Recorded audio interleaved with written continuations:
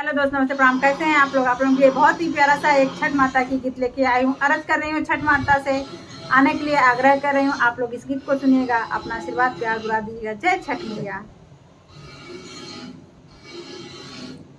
आवना मोरे अंगना हे छठी मैया, आवना मोरे अंगना हे छठी मैया। गाई के गोबरा से अंगना लिपैबा, अंगना लिपैबा, अंगना लिपैब। सजाइब तुहर बेदिया हे छठी मैया, सजाइब तुहर बेदिया हे छठी मैया। आवना मोरे अंगना हे छठी मैया, आवना मोरे अंगना हे छठी मैया। आवना मोरे अंगना हे छठी मैया, आवना मोरे अंगना हे छठी मैया। काशी बनारस से जलवा लाइबा, काशी बनारस से जलवा मंगैबा, जलवा मंगैबा, जलवा मंगैबा। दो अब तुहर चरना हे छठी मैया, दो अब तुहर चरना हे छठी मैया। आवना मोरे अंगना हे छठी मैया, आवना मोरे अंगना हे छठी मैया। मलिया दुकनिया से फुलवा मंगैबा, फुलवा मंगैबा, फुलवा मंगैबा। चढ़ाइब तुहर चरना हे छठी मैया, चढ़ाइब तुहर चरना हे छठी मैया। आवना मोरे अंगना हे छठी मैया, आवना मोरे अंगना हे छठी मैया। डोमवा दुकनिया से दौरा मंगैबा, दौरा मंगैबा, दौरा मंगैबा। डोमवा दुकनिया से दौरा मंगैबा, दौरा मंगैबा, दौरा मंगै। ले जाइबो मन फलवा हे छठी मैया, ले जाइबो मन फलवा हे छठी मैया। आवना मोरे अंगना हे छठी मैया, आवना मोरे अंगना हे छठी मैया।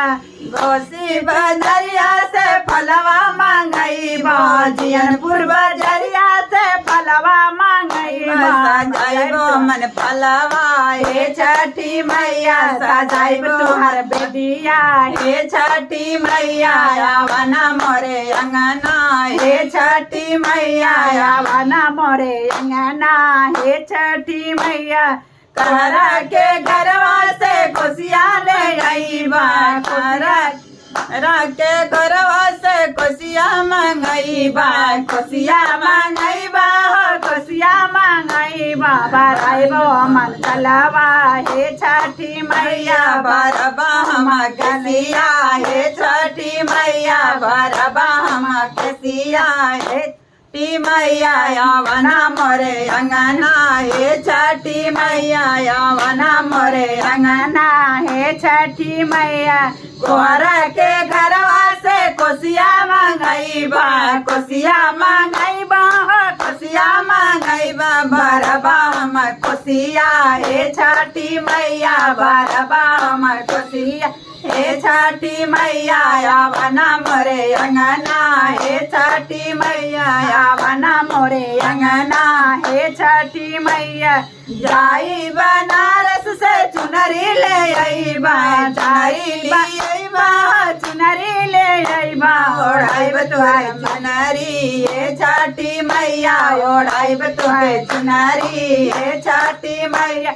आवना मोरे अंगना हे छठी मैया, आवना मोरे अंगना हे छठी मैया, आवना मोरे अंगना हे छठी मैया। पटहरवा दुकनिया से सिंदूरा मंगैबा, सिंदूरा मंगैबा, सिंदूरा मंगैबा। बरब तुहर मंगिया हे छठी मैया, बरब तुहर मंगिया हे छठी मैया। आवना मोरे अंगना हे छठी मैया, आवना मोरे अंगना हे छठी मैया।